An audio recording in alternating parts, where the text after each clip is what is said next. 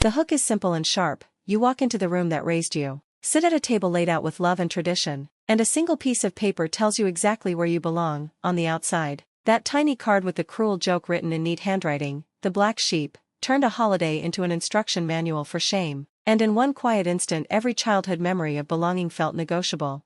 I almost didn't go that Christmas. The invitations had come with the usual chorus of expectations and the polite pressure that families have down to an art. It's not the same without you. You must come. It'll be lovely. My mother called twice in the week leading up to it, each time using that particular mix of sweetness and obligation that made refusal feel selfish. For months I'd been hovering between trying to heal old wounds and protecting myself from them. I had built small rituals to get through the year, a new scarf, a call to a friend, a careful plan to bring something to the table so I wouldn't feel like I'd just shown up empty-handed. I told myself this Christmas would be different because I wanted it to be different. I told myself that we could all try, at least for one night, to be kinder. The house smelled like cinnamon and roasting meat when I walked up the path, lights twinkled on the porch, and through the half-open door I could hear the familiar murmur of relatives bumping against each other's stories. For a moment I let myself breathe, take in the scene that had shaped so many of my holidays, mismatched china, the playlist of songs my father insisted on, the paper crowns from crackers that never seemed to fit anyone's head properly. I smoothed my coat, practiced a smile in the reflection of the glass, and stepped in. My sister's smile was quick and measured. My father's laugh boomed from the living room the way it always had, as if the years had only made him louder and more comfortable. I greeted people with measured warmth, accepting the perfunctory hugs and the polite questions that prickled because of how small the answers had to be. When we were called to the table I felt a small, foolish thrill. I told myself I'd earned my place at the adult conversation now, that I wouldn't shrink into the corners of old habits. The table itself was an altar to normalcy, candles, a centerpiece of holly, and name cards at each place like promises. I moved around the table waiting for the familiar weight of my name on paper and instead found a phrase that did not belong at a family dinner. My card read, "The Black Sheep." For a few seconds my brain refused the reading. Maybe someone had placed it there as a joke and someone else would step in to apologize. But the room folded around the joke instead. Eyes flicked. Smirks lasted too long. Laughter was a soft instrument aimed right at me. There are small humiliations and then there are those that reframe the whole of you. That card did the latter. The label turned into a microscope trained on everything I had ever done differently, the years I spent single while relatives married, the career choices that didn't align with family expectations, the quiet decisions to move cities or to say no when everyone else said yes. It's a strange violence to be made into a caricature with neat, calligraphic letters. The people who know your favorite color and your middle name had decided, with the ease of shared humor, to distill you down into a punchline. The point wasn't just to make me feel small, they wanted everyone to know I was small. I smiled outwardly because that's how we survived dinner table cruelty, with grace as armor. Inside, my mouth tasted of iron and the lights on the table seemed too bright. When my sister leaned in with a whisper disguised as concern, "You know, maybe if you tried harder to fit in," the words were varnished advice and spitball cruelty at once. Fit in. It's a phrase loaded with all the things they liked about me being conditional. I thought back to all the times I had tried and been measured against someone else's impossible checklist. Trying hadn't worked. Silence, apparently, had not either. My presence at that table had become something they could assign a label to, as if identity were an ornament you place on the mantle. Dinner was eaten around me but not with me. Conversations swept past like trains. I was standing on the platform watching them go. People compared vacation plans, congratulated one another on promotions, and swapped the gossip I had stopped relying on as news. My father told a story that had always been his at this time of year. The one where he accidentally drove too far and we ended up at that seaside town none of us could pronounce correctly. He told it with the same flourish, and everyone laughed in the places he expected them to. I laughed at the rehearsed jokes because it would have been suspicious not to or because I was afraid of making a scene. Laughter is often the currency used to buy silence in families. The card lay on my plate like a punctuation mark I hadn't been consulted about. After the meal there was the tradition of opening small gifts and the ceremonial passing of platters. My mother handed me a modest box and said, lightly, "We weren't sure what to get you." Inside was a candle, a symbol both literal and metaphorical, pretty, fragrant, an object that gives light but burns away. I thought of the card and the way it had been placed in front of me as if to say I was expected to burn quietly and then be forgotten. I held the candle and translated the gesture into a language I knew by heart. You are tolerated, not treasured. It isn't that I wanted luxury items or to be the center of attention. I wanted acknowledgement without humiliation, an acceptance that did not require me to disappear.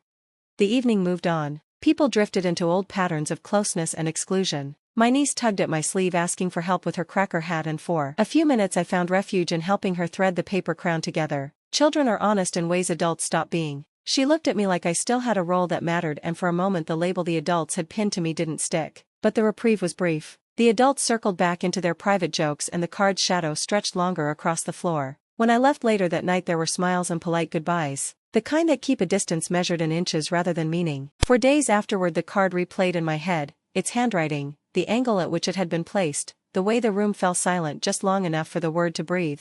I tried to explain to myself why it hurt so badly. It wasn't the humiliation on its own, it was the way it rewrote the ledger of family memory. I had always assumed that, even in my differences, there was an underlying thread of acceptance that would untangle any misunderstanding. The card revealed that acceptance had conditions and an expiration date. I felt unmoored, the sense of home shifting like sand under my feet. Every family story I had believed in, that blood meant unconditional care, seemed to fray at the edges. Friends offered the usual reassurances, "It's just rude, they don't mean it, you're better than that." Those words were soft band-aids that couldn't reach the bruise beneath. Part of me wanted to confront them in the blunt, explosive way that felt satisfying in movies, to storm back in, rip the card in half, and demand the apology I deserved. Another part of me wanted to be small and slink away, to avoid proof that I belonged to those people at all. In the quiet of my apartment I wrote letters I never sent. I wrote about how the card felt like an epitaph for the version of me they'd decided to bury. I wrote to the younger self who thought family would always be the safe room and asked when we had exchanged safety for spectacle. A week later I went back to the house, not because I had forgiven anything but because avoidance sometimes becomes giving away your power. I called my mother and asked if we could talk. She sounded surprised but agreed. There was a softness in her voice that, for a moment, made me think maybe she hadn't known how deep the hurt went. We sat with cups of tea that steamed between us, and I told her, carefully, as if speaking an exacting recipe, what the card had done to me. I didn't make accusations, I described feelings and the small dominoes that had fallen because of a public label. At times she looked defensive, at times she looked contrite. Her eyes softened when I told her about the nights I'd sat with my finances and the phone bill notices that made my stomach clench. She hadn't known, she had assumed I was fine because I didn't ask. "We thought you were independent," she said, and the phrase landed like a verdict in its own right. I wanted to tell her that independence is not the same as being invisible. I wanted to say that people can be strong and still need the kind of tenderness that isn't performative. She listened in fits and starts, the kind of listening that was new to both of us. She said later, haltingly, that she regretted the way it had been done and that she had meant it to be a joke. Apologies came, small and clumsy, because these weren't the kind of people who had practiced regret. They had always been better at rituals than at reparations. Still, the apology opened a conversation, which opened a door, which was more than the card had offered. Repair is not a single act, it's a dull, continuous effort. After that talk my mother made small changes, phone calls asking how I really was, not just what I was doing, invitations phrased with room for a real answer rather than a rehearsal. My father, uncomfortable with words, started showing up in tiny ways, dropping off vegetables from the market with no fanfare, lingering in conversation for an extra minute. My sister apologized awkwardly in a text, the kind of message that tries to be casual and ends up being honest. These were not sweeping gestures but the kind that have the quiet power to reset calendars. For my part, I began to practice clearer boundaries. I stopped letting their versions of me dictate how loudly I loved or how openly I asked for help. The work I did afterward was as much inward as it was outward. I cultivated a small, fierce life of my own, friends who knew when to pick up the phone at 2 a.m., a therapist who taught me how to name wounds and not be swallowed by them, hobbies that were chosen for joy rather than as compensation for absence. I started to keep a ledger not of what relatives owed me but of what I owed myself, time, patience, and acts of kindness that arrived without an expectation. I learned how to ask for help in ways that didn't feel shameful and to accept that asking did not make me less capable. Years later, sitting at another holiday table, the card rarely comes up. We have had quieter, worse moments and better, tender ones. The family that once thought it funny to label me now sometimes surprises me with small acts of insight. My mother writes notes on birthdays, my sister calls when she hears a song I used to love. None of that erases the memory of the card, but the absence of perfection taught me something essential. Families are made of people who will sometimes fail you spectacularly and sometimes astonish you with their capacity to learn.